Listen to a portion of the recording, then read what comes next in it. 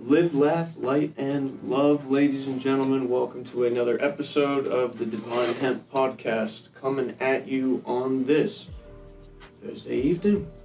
Thank you all for joining me. Many blessings to you all.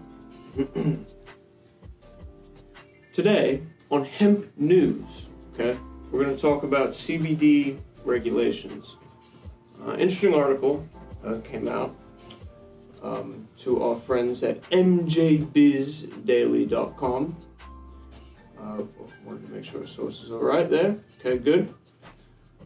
This particularly deals with the forever battle of, government to state regulations based on where hemp, cannabis, and marijuana are recreationally legal, medically legal, and decriminalized, all different levels. That encompasses this story. This particular story deals with the FDA and CBD regulations. CBD regulations are still on halt, or the correct term, standby or inaction by the FDA. Just a little bit slow. Again, we're not going to cover all the specifics because all the specifics aren't known. But what we can point out is what has been stated. And this quote is from a Republican. His name is James Comer. Might not be saying it right, it might be Comer. Fact check me on that. The quote begins as, "It's not the lack of action with respect to CBD and other types of hemp. It is their inaction regarding a lot of areas of their jurisdiction." That sticks out a little bit to me. The first point is other areas of jurisdiction, okay? Not pointing fingers, not doing anything like that. But it sounds like they're a little bit behind the ball, how should we say? Or maybe a little stressed out. Maybe they need a little, maybe they need a joint. Don't know. But I could also sense a little bit lack of respect in the CBD and marijuana industry, only because I think this might be true in all forms, in all scenarios here. Jealousy of missing out, maybe a little bit of FOMO in the financial side, could be a potential, just a perspective here. But according to Hemp Today, which gets their sources from the hemp conglomerate, or the regulatory agency,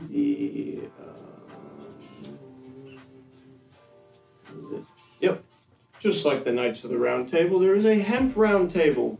Who would have thought? Certainly not me. Certainly not. But the FDA has focused more on enforcement rather than rule setting, okay? So we're seeing the pattern, right? Enforcement rather than rule setting. Or if we like to think in terms of finance and new finance, protocols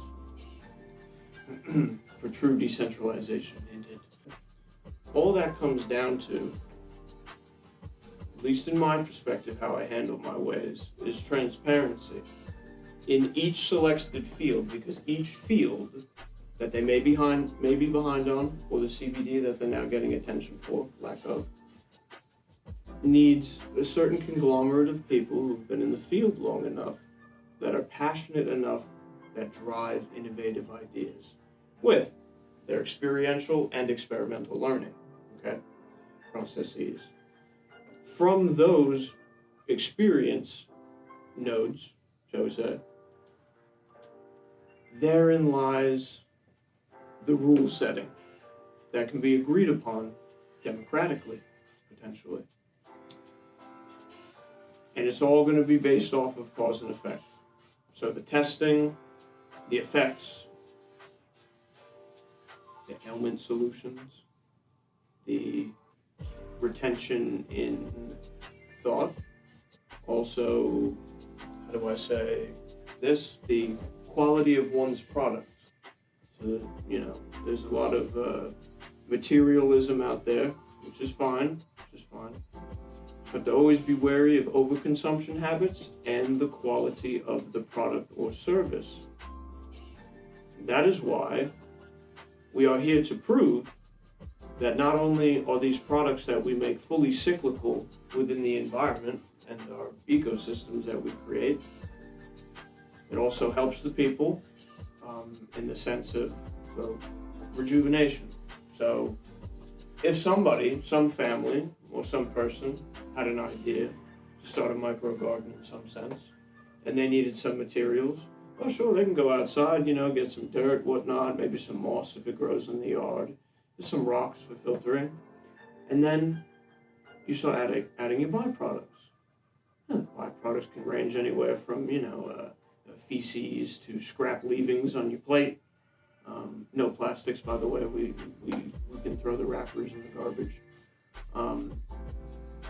And hemp clothing, or hemp cups, or hemp napkins. Whoa, what's up with the switch up? I know. We had technical problems. Do not worry. Do not fret. We're going to continue real quick.